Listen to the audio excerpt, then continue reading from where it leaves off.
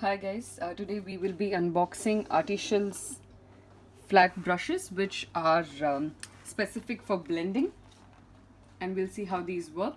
These are very similar to the regular flat brushes which come, but these are shorter in height.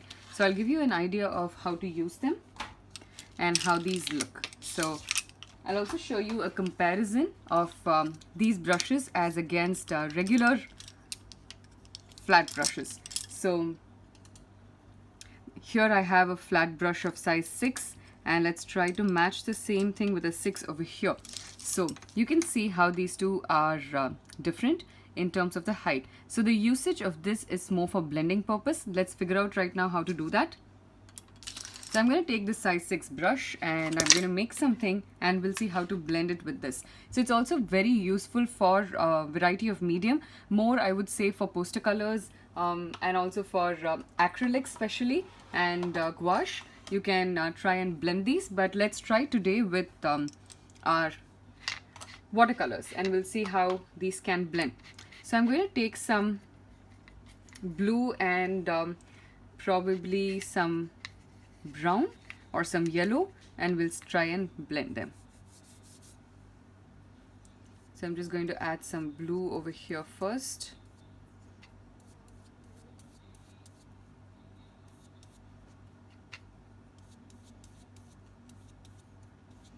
And we'll try and use the other brush to blend this. Let's quickly wash and get the next color. So if the pigment is very strong, then it does stain the brush, but so you just have to be careful about the kind of brand that you're using. And on the other side, I'm going to use some yellow.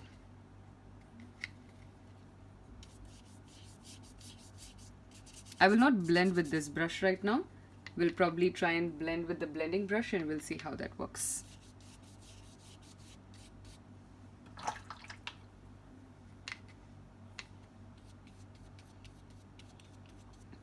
Now let's switch quickly to this blending one. So after putting it in water, I can blend just this area.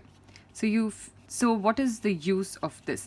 So what this helps us to do is to avoid too much of blending. So sometimes what happens is a large surface gets blended, which is not very desirable all the time, which happens with the long bristles.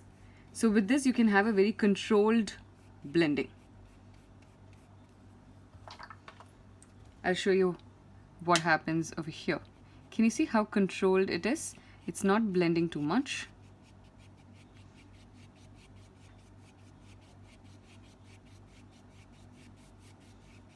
I love how this green color has now come in the middle. So like I was saying, this I've been doing it with watercolors, but you can try it with any other medium and it'll come out like very nicely. So here is my tutorial today on these blending brushes. You can get them for all kinds of materials and try them out. So once you do use them, you can put the comments on under the video, and if you have any queries, you can do that. There are different sizes. You can use it for blending smaller areas. Let me give you a small idea about it. If I want to blend a smaller area,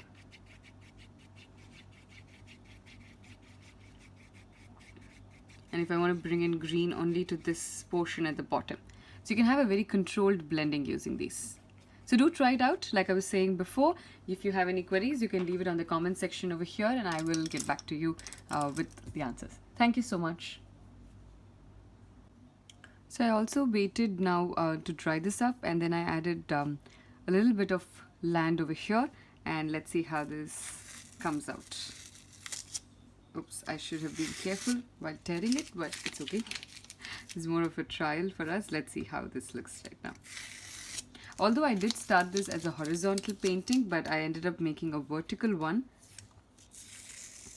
because of the orientation change. And so finally this is how my painting looks. And I think it looks absolutely lovely the way the rays are coming out right now. because of the blending brush. So you can also use the blending brush in a semi-dry or a semi-wet stage, and that will give very nice strokes on it. I'll probably put up another video someday with using these blending brushes with another medium, and maybe that will give you a more versatile idea of what you can create with this. Thank you for joining me today. Hope you had a good tutorial.